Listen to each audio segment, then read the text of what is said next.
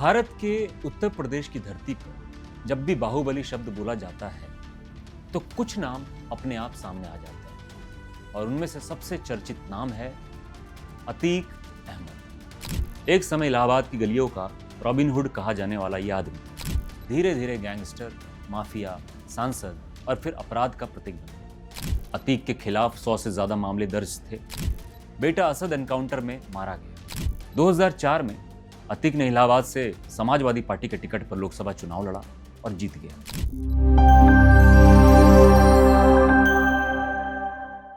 नमस्कार दोस्तों, मेरा नाम है इंद्र मोहन।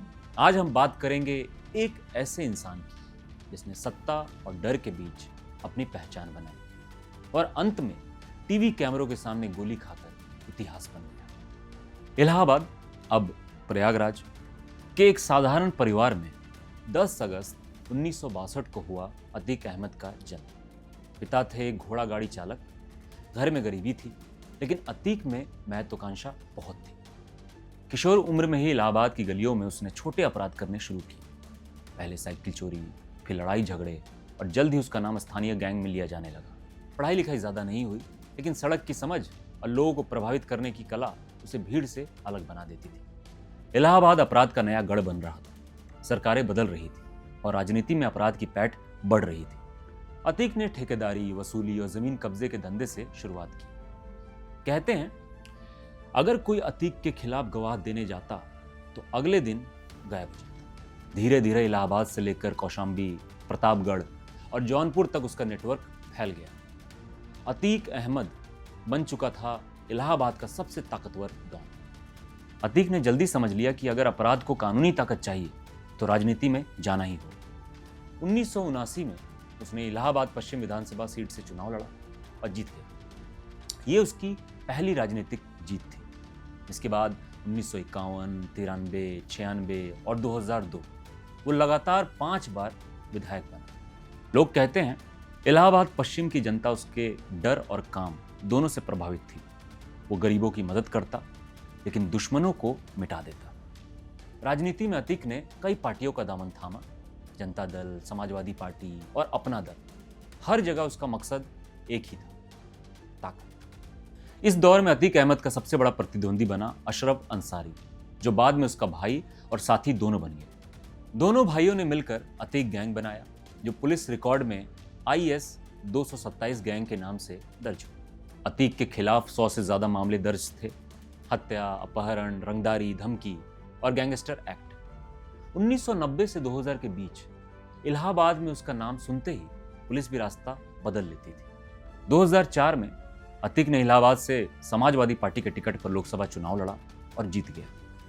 अब वो सिर्फ बाहुबली नहीं रहा, बल्कि सांसद अतीक अहमद बन चुका था। लोकसभा में उसका भाषण कम, लेकिन उसका प्रभाव ज्यादा दिखता था। सांसद बनने के बाद भी अपराध नहीं रुके, बल्कि गैंग ने सरकारी ठेकों, स्कूलों और जमीनों में भी ज्यादा पैठ बना ली।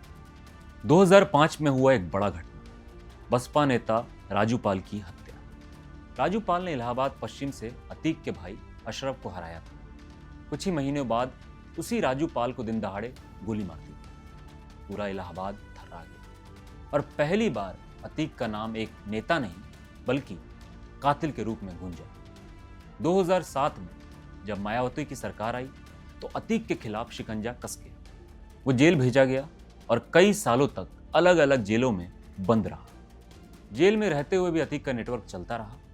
कई बार उसने जेल से ही धमकी भरे फोन कॉल्स किए, अपहरण करवाए और वसूली के लिए सौदे तय किए। 2016 में एक कॉलेज के प्रिंसिपल की पिटाई का वीडियो वायरल हुआ और इसमें अतीक अहमद का नाम आया।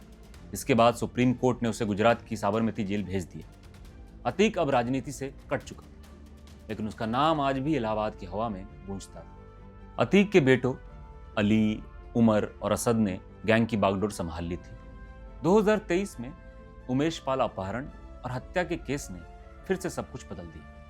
पुलिस ने अतीक और अशरफ को मुख्य आरोपी बनाया। बेटा असद एनकाउंटर में मारा गया और अतीक को वापस यूपी लाया गया। लेकिन ये वापसी उसकी आखिरी यात्रा बन गई। जी, 15 अप्रैल 2023, प्रयागराज। अतीक और उसका भाई अशरफ मीडिया के कैमरों के बीच पुलिस की कस्टडी में अस्पताल ले जाए जा रहे थे। पत्रकार सवाल पूछ रहे थे, अतीक अब क्या होगा? और तभी 3 युवकों ने करीब से गोलियां दाग दी। कुछ ही सेकंड में अतीक अहमद और अशरफ जमीन पर गिर चुके थे। सामने कैमरे, माइक, पुलिस और टीवी चैनल सब गवाह थे। एक ऐसा आदमी जिसने इलाहाबाद पर राज किया, जिससे पुलिस भी डरती थी, वो अपने अपराधी पल में कानून के सामने असहाय खड़ा था।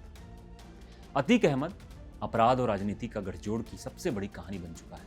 उसका अंत बता गया कि जिस रास्ते पर डर और खून से ताकत बनाई जाती है, वो रास्ता अंत में सिर्फ मौत तक जाता है।